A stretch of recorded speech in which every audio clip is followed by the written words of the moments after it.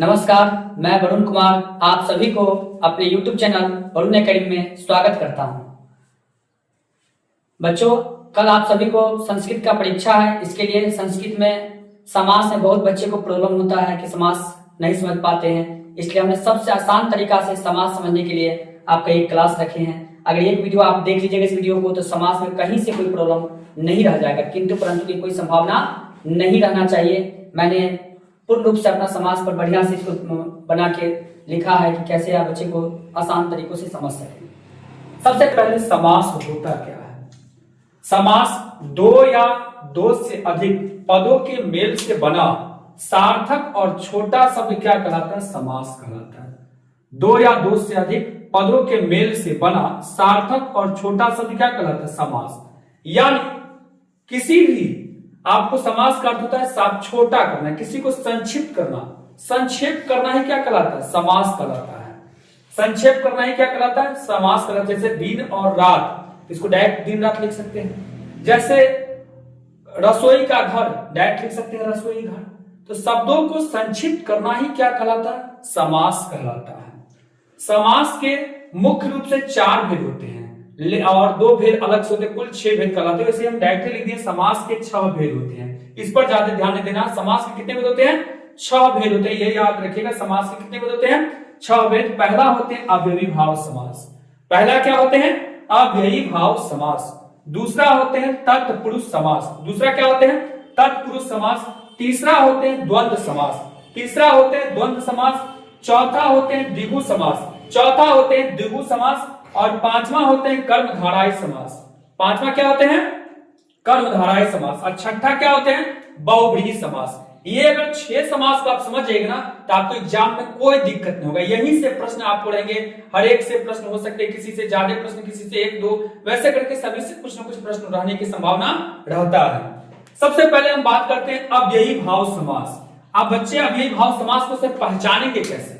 अव्ययी भाव समास को पहचानने के कई तरीके होते हैं।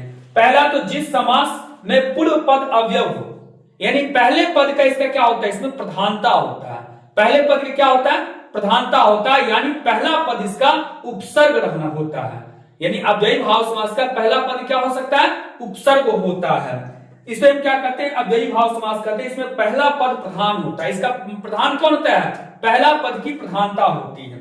प्रत्येक उपसर्ग वाला शब्द अव्ययी भाव समास कहलाता है। याद रखिएगा, उपसर्ग से प्रारंभ होने वाले शब्द क्या कहलाएंगे?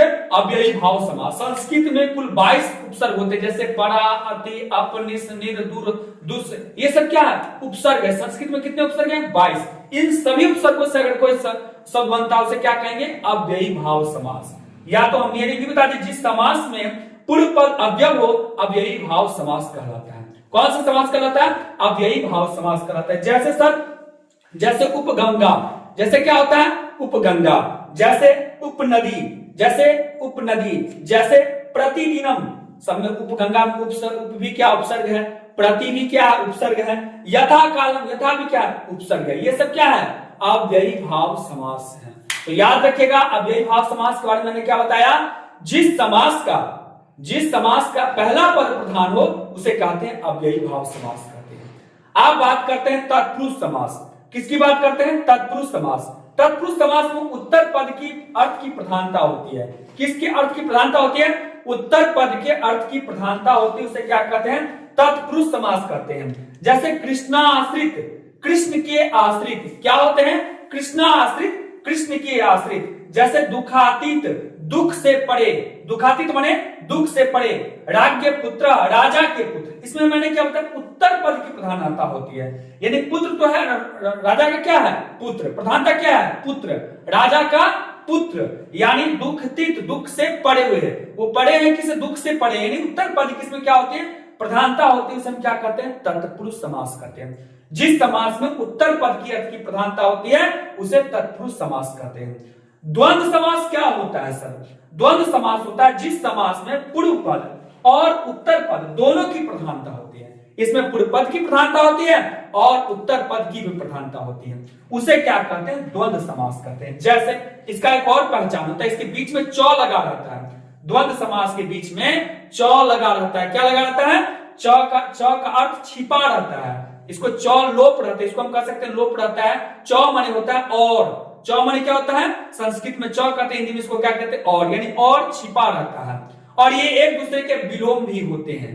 दोनों क्या होते, दोनों अर्थ की क्या होता है भाई, उसमें द्वंद्व समास में क्या होते हैं, जिस समास में पूर्व पद और उत्तर पद दोनों की प्रधानता होती है, इसमें पूर्व पद की प्रधानता होती है और उत्तर पद की प्रधानता होती है। जैसे माता पिता, माता और पिता में आपको बीच में और छिपा रहता है, माता और पिता। जैसे भाई बहन, भाई और बहन में क्या है, भाई और बहन में क्या है और छिपा रहता है। जैसे रात दिन, सीताराम, गौरी शंकर, ये सब के सब क्या है, अव्ययी भाव समास है। सॉरी, ये सब के सब क्या है, द्वंद्व समास है। क्या है, द्वंद्व समास है। अब हम बात करते हैं द्विगु समास। जिस समास में पूर्व पद संख्यावाचक हो, यानी पहला पद संख्यावाचक हो, संख्या में, उसे क्या कहते हैं, द्विगु समास। जैसे नवरत्न, जैसे नवरत्न, जैसे सप्तद्वीप, नवरत्न माने नवरत्न, सप्तद्वीप माने 7 द्वीप। जैसे जैसे त्रिभुवन, 3 भुवन, जैसे पंचवटी, सप्तसती, ये सब के सब क्या है, द्विगु समास है। जिसका पहला पद क्या होता है, संख्यावाचक होता है। उस पहला पद क्या होता है, संख्यावाचक होता है, उसको क्या कहते हैं, द्विगु समास। याद रखिएगा, द्वंद्व समास में दोनों पदों की प्रधानता होती है, द्विगु समास में पहला पद संख्यावाची होता है। अब आते हैं कर्मधारय समास। जिस समास में पूर्व पद विशेषण और उत्तर पद विशेष हो, पूर्व पद क्या होता है, विशेषण, और उत्तर पद क्या हो, विशेष हो, उसे क्या कहते हैं, कर्मधारय समास कहते हैं। जैसे सब नील कमल, जैसे क्या होता है, नील कमल, नीला कमल, नील कमल का क्या है, नीला, जो नीला है जो कमल। जैसे मधुर वचन, मीठा है वचन, महापुरुष, जो महान है पुरुष।